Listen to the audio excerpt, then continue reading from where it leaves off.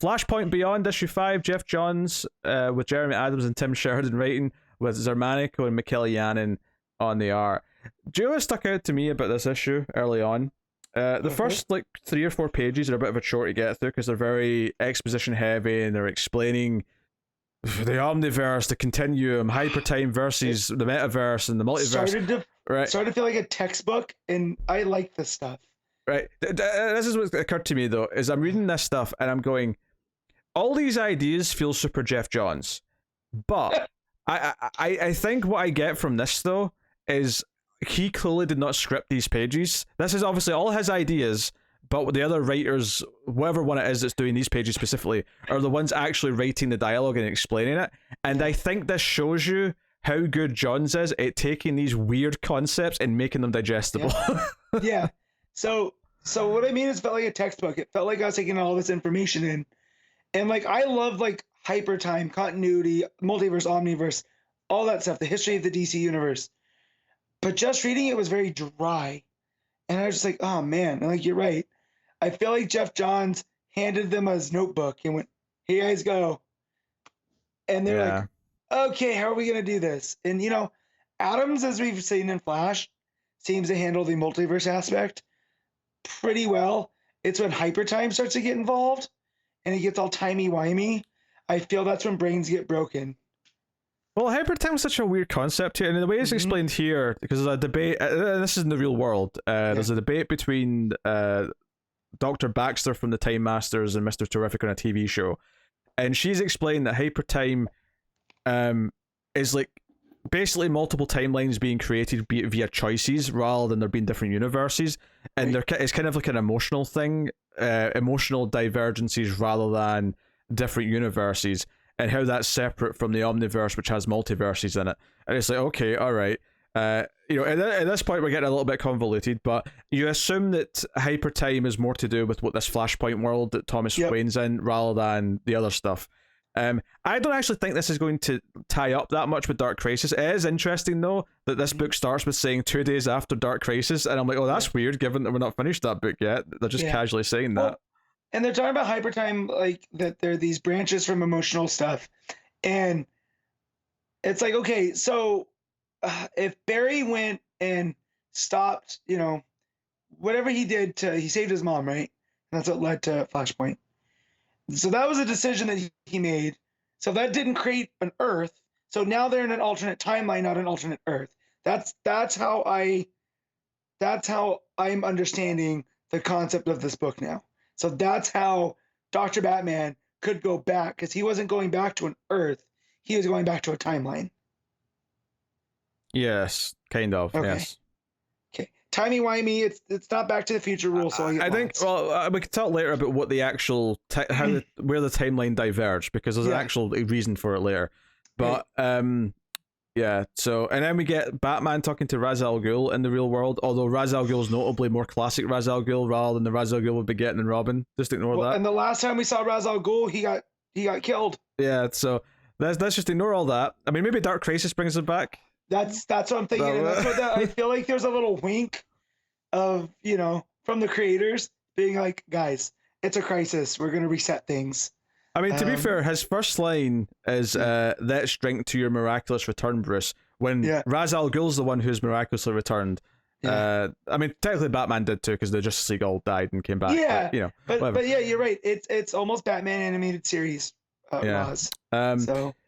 So yeah, basically, you know, Raz talks about Thomas Wayne, not the real Thomas Wayne, but like the Flashpoint Doctor. Thomas Wayne. Yeah, and well, the real Thomas Wayne's also a doctor. I was gonna say Dr. Batman, but I don't want to keep interrupting. So he's like, you can still save him. You know, he's still somewhere. And then we finally, because this is the first time I've spent a lot of time outside of the Flashpoint world until you know, this issue. But we go in and Batman's racing to Arkham, where we know, you know, Martha Joker is with Gilda Dexter and Dexter. Yes, and Batman comes in. You know, they're fighting. There's a great big 2-page spread of him crashing through the window, and all these different like classic Batman stories are in the little shards of glass. It's an interesting. I like choice. That because they're all like big moments from Batman's history. Yeah. So I like that. And you look through and it looks like it's the actual art. It's not Zermanico doing homages. So I thought that I like when they do that kind of stuff. Yeah. So a couple of things here is that it implies that Gilda, killed her own daughter, like the evil side of her, and that maybe Dexter's in trouble. Thomas doesn't care though, because he thinks he's going to reset the universe anyway, so no one matters. So he's just going after Martha. They fight a bit, but then she kind of gets into sort of like revealing how she survived and how she heard a voice that turned out to be Psycho Pirate after she was left for dead. And she learned about hypertime, and she learned about timelines, and she learned about the the real universe, as it were, where Bruce became Batman, and how much like Thomas has had motivation for a long time, Martha Joker, for as crazy as she is, wants to also fix things so that Bruce gets to be the one that lives. Because in all of her craziness, she still wants to die to save her son. That's still a fundamental part of her. Yep, she's still his mother and wants the best for him, for the kid that she lost. So. It feels like Thomas is probably going to end up wanting to help her and team up with her. Yeah. To be honest, is kind of the way I'm going with this. Yeah. But she's built it looks just like the snow globe that Batman's had in his hand at the end of the issues. Yeah, the snow globe, but also it looks like one of the Time Master's time bubbles that the Legion also uses. Well, yeah. Obviously, it's much bigger, but I'm just saying that it's intentionally. There's this page where you see them side by side, and it's meant to be kind of mirroring each other. And. Yeah, then the issue just kind of ends with Rip Hunter finally showing up and saying that he has to stop Batman from doing what he's doing. Yeah. So that's basically it. It's funny. This is a weird issue because we kind of enjoyed this book for just being kind of silly and doing weird things.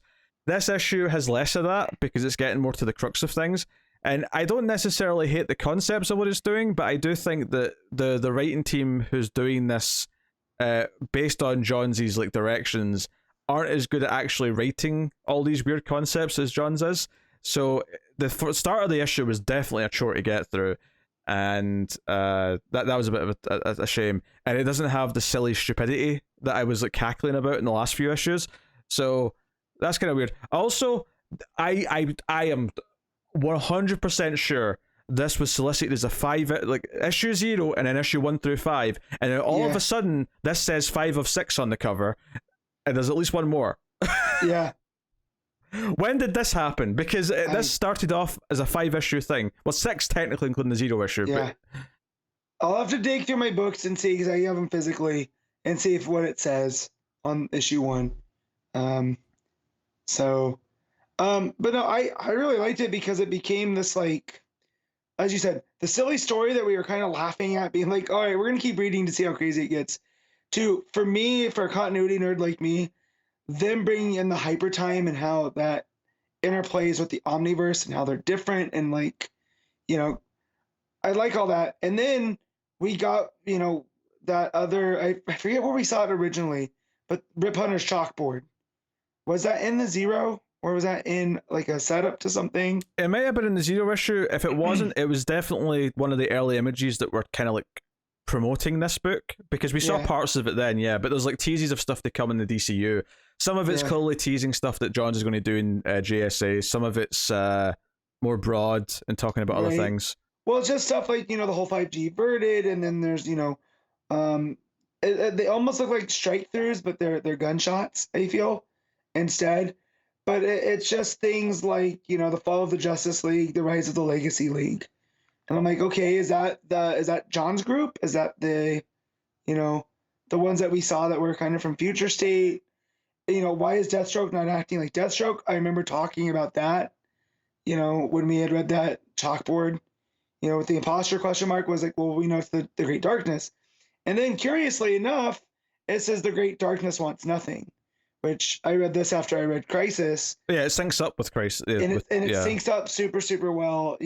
His daughter will rejoin the Justice Society to save it. The other thing is, this was originally, like I say, it was meant to be issue 0, then 1 through 5. And it was originally going to be like either weekly or every other week. And then it was only for a short time. It was meant to be that quick. And then just before issue 1 came out, it said, no, it's monthly now. And clearly something changed, because the fact that this is referencing effectively this week's issue of Dark Crisis means that they reworked some things to tie into the rest of the universe, and clearly also added an issue somewhere along the lines to stretch it out into one more. Which I think maybe when they started doing this, Johns didn't know he was coming back on to do a couple of books ongoing again. And maybe there's some more setup here for some of his stuff, or maybe I don't know, but whatever it is, this has been kind of a weird book. It's been interesting, if at times a bit of a chore, because the writing, and I have to assume Sheridan's the one that's I don't like here, because Adams has been fine on Flash. Yeah. So, but not as good as Johns in his prime, obviously. I mean, I'm not saying that, but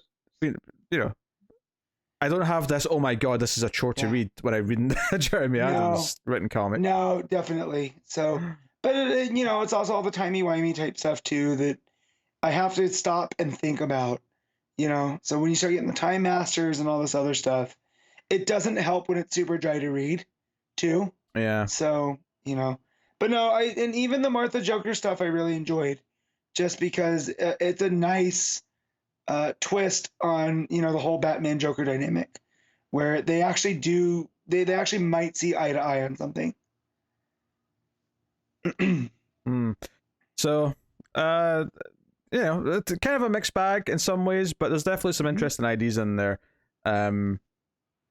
So, having the two artists, obviously it's mainly Zermanico, although there is more Yannon in this issue, because there's more, and there's more in the real world, as it were. So, I should say Earth Prime or Earth Zero, whatever you might call it. So what is getting me is I wonder if they're going to split them next time, because I feel like we've gotten more Yannon as we go, just by a little bit. So I wonder if by this one it'll split between the Earths, by the last issue. Yeah. All right. There you go. We given Flashpoint Beyond. I'm gonna give this a 7.5. Yeah, I'll give it a 7. I found I have to mark it down a bit, just because that first 4 pages, whatever it was just a bit of a chore to get through. But yeah, I can't say I'm not into like these wacky Johns concepts, and knowing that we're getting a couple of Johns books, these JSA books that are coming, does make me excited, and sort of make me a bit more invested.